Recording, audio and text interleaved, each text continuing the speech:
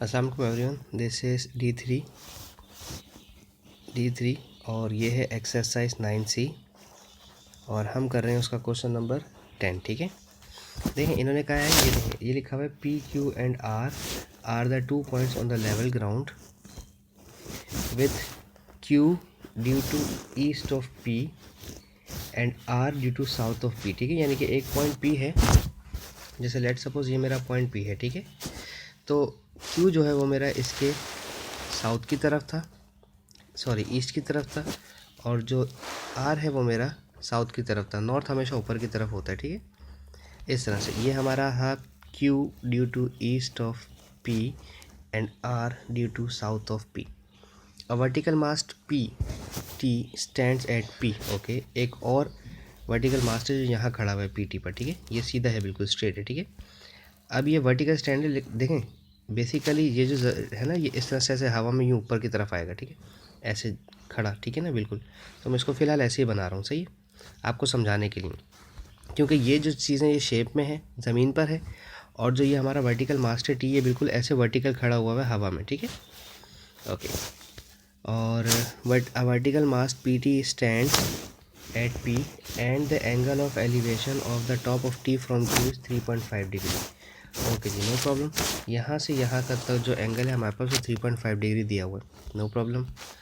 इसको भी देख लें, कंसीडर कर लेते हैं इसको, क्या कहा है इसमें। अच्छा, और given that PQ is 1000 metres और PR is equal to 750 metre, ये 750 मीटर है, नो प्रॉब्लम। सो सबसे पहले रिक्वायरमेंट क्या है, find the bearing of Q from R, यानी कि आपको Q से R तक का एक बेरिंग मालूम करना है। बेरिंग आपको पता है नॉर्थ तो लाजमी बनेगा, बेरिंग वाले क्वेश्चंस हैं, नॉर्थ तो हर हाल में ही बनना है, और ये ऑलरेडी 90 डिग्री बना रहा है हमारे पास। तो यहाँ पर अगर आप नॉर्थ अपना बनाते हैं R पॉइंट पर, ठीक है, तो आपको Q फ्रॉम R चाहिए, यानी कि R से Q तक का एंगल आपको मालूम करना है, सिर्फ ये। ठीक है, सिर्फ ये वाला आपको एंगल मालूम करना है। अगर मैं आपसे एक बात कहूँ कि देखिए लेट्स सपोज कि क्या ये मेरे पास एक राइट एंगल ट्रायंगल नहीं बन रहा। ठीक है, ऑब्वियसली बन रहा है। जब राइट एंगल ट्रायंगल बन रहा है और ये वाली साइड मेरे पास 1000 गिवन है, यहाँ 90 डिग्री गिवन है, ये 750 गिवन है, और यहाँ पर मेरे पास ये एंगल मालूम करना है। ठीक है, ये रिक्वायर्ड एंगल है। तो क्या मेरे पास बेस और परपेंडिकुलर, एडजेसेंट और ऑपोजिट और एडजेसेंट का जिक्र नहीं हो रहा, तो क्या मैं टेंजेंट इन्वर्स ना लगा लूँ। टेंजेंट इन्वर्स होता है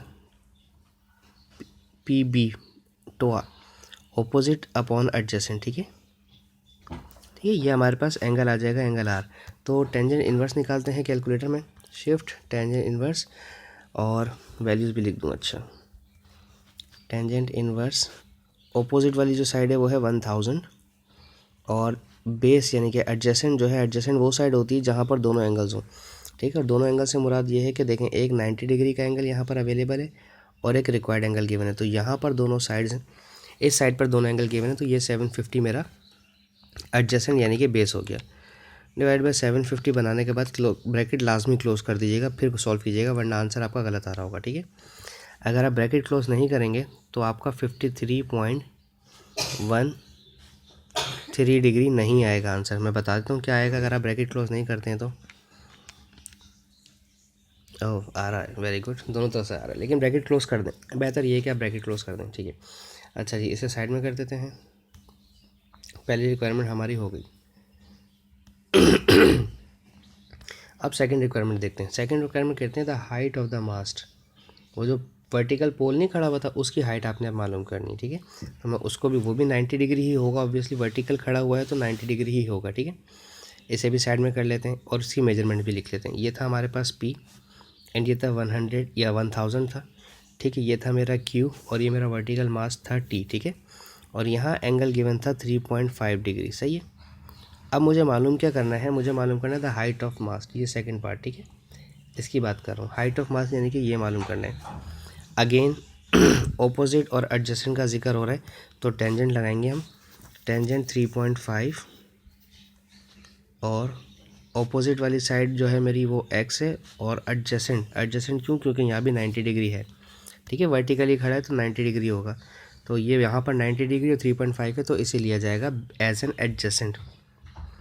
ठीक है, ये 1000 डिवाइड करें, यहाँ जाकर मल्टीप्लाई करवाएगा तो ये हो जाएगा 1000 टेंजेंट 3.5, ठीक है।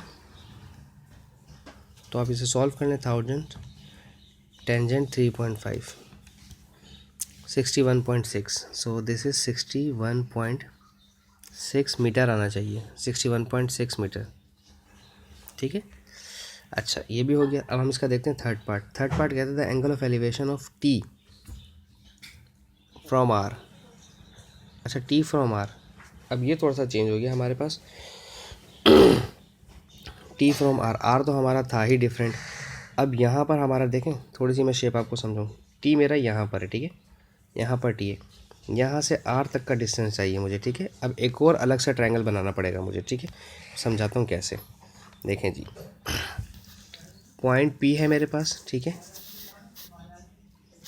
पॉइंट टी है मेरे पास, ये वर्टिकल मास्ट है, ठीक है। इसके ये दो तरफ जा रहा था ना इसका पोल, एक तो क्यू की तरफ जा रहा था और एक आर की तरफ जा रहा था, ठीक है। तो पी से आर का डिस्टेंस जो मैंने नीचे की तरफ बनाया हुआ था 750, वो मैं अब ऊपर बना रहा हूँ, ठीक है, थोड़ा सा इस तरह से 750। आप बोलेंगे सर ये तो हमारा क्यू का था यहाँ पर, तो भाई सर जी वो क्यू का तो हमारा यहाँ ऊपर की तरफ था ना, साउथ की तरफ। मैंने इस वाले पॉइंट को थोड़ा सा सीधा करके दिखा दिया है, ठीक है। अब यहाँ से यहाँ तक का डिस्टेंस मालूम करना है। नहीं समझ आया? मेरे ख्याल में नहीं समझ में आया, नहीं समझ में आया, ठीक है मैं समझाता हूँ, जस्ट अ मिनट, अभी समझाता हूँ। देखें जैसे लेट सपोज ये वाला जो पॉइंट था वो मेरा, एक सेकंड ठहरे मैं अभी समझाता हूँ आपको, पहले इसे ग्रुप कर देते हैं। देखो देखो बच्चों, ये वाला जो पॉइंट था मेरा, जो टी वाला पॉइंट था मेरा, R sorry just a minute, ये मैं इसको ऐसे शो करके दिखा दूँ आपको, वेट अ मिनट।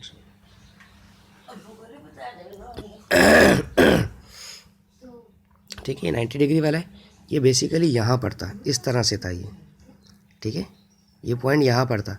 तो ये पोल बेसिकली इस तरह से बनना था, तो मैंने इसको सीधा करके, ऐसे सीधा करके यहाँ पर इसको यहाँ दिखा दिया ताकि आपको नज़र आ जाए कि कैसे हो रहा है काम, ठीक है। ये हमारा पी है, ये टी है, इसकी वर्टिकल हाइट हमने अभी मालूम करी है 61.16, और जो आर नीचे की तरफ था उसे मैंने रोटेट करके ऊपर की तरफ ले आया हूँ, ठीक है। तो ये हमारा 750 था। अब हमें मालूम क्या करना है, रिक्वायरमेंट पढ़ते हैं। रिक्वायरमेंट कह रहे हैं angle of elevation of T from R, यानी कि आपको ये वाला एंगल मालूम करना है, ठीक है, ये थीटा मालूम करना है। फिर से टेंजेंट थीटा लगाएंगे, टेंजेंट इन्वर्स, सारा काम टेंजेंट का चल रहा है इसके अंदर। Tangent inverse opposite upon adjacent, sorry equals to नहीं आएगा,